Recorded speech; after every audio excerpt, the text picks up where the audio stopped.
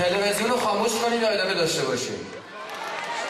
میریم شبکه بعد رو میبینیم. این بار باز هم پایه کار ادبیات، منتها یه مقدار بسیار کم رنگ فلسفی و عرفانی و اینجور مسائل به خودش میگیره. حضور اندیشمند ارزشمند جناب آقای دکتر الهی قمشی که خدمت شما عزیزان ایراد سخن می‌فرمایید. آقای دکتر خواهش میکنم. پرسیدگی که من که معشوق تو کیست؟ به چی میخندید؟ پرسیدگی که من که معشوق تو کیست؟ گفتم که فلانیست. منظور تو چیست؟ بنابراین شکسپیر در مورد ادبیات ایران میگه است که ویرس کان برودی دیسه بده به هر ویرسه بخون و خودم نفهمیدم چی گفتم. یعنی که ادبیات ایران سرشار از معنی و مفهوم، ریتم و اعتبار. بنابراین خاطر مشق شاعر میگه که اومد لبه بوم قالیچه تکون داد، قالیچه خواب نداشت خودش نشون داد.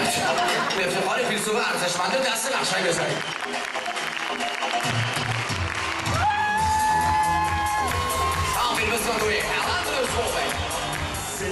باید اینو من بهت بگم، خوشم اومده ازت یکم بیشتر توجه کن به من، نسا که از دست بدم. من دوست دارم و یه بیقرارم و کسی که نمیتونه بی تو بمونه عشقم، انگوش بکن تو چشمم. هنوز نمیشه باور خودم اینقدر زود عاشقت شدم، اگه بمونی پیشم تازه عاشق‌ترم میشم. خیلی ممنون. بسه حسن جون، الهی قربونتونم. بس دست شما در نکنه. این چیه دیگه؟ این چه داستان جدیدیه؟ نه داستان نیست، فقط وقتی آهنگ نواخته میشه من یاد این میافتم با توجه که به مردم همیشه از شما یه چهره متبسم و آرامی رو دیدن. شده تا حالا گریه کنی؟ بله بعضی وقت. گریه نکن که با اون چشمای قشنگت نمیاد. شاید خوب میشه. گریه که میکنی یاد شعری از یه شاعر میافتم محمد جون که میگه من از صدای گریه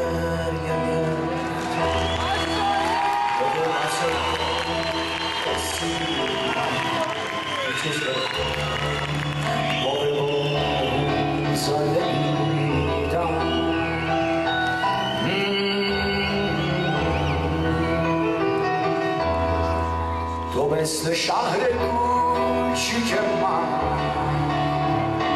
برام خود سازی، هنوزم قبله معصوم نمازی، نازی حتی بهتر از بوتان گازی. ببین چند وقت منو دعوت کرده بالا، هر چند از دست من بشو راضی. من مخلص هستم. حالا من این سی بگم؟ حالا بگو رو حرفازی. خب حسن آقا و آقای علی آقا رو تشریف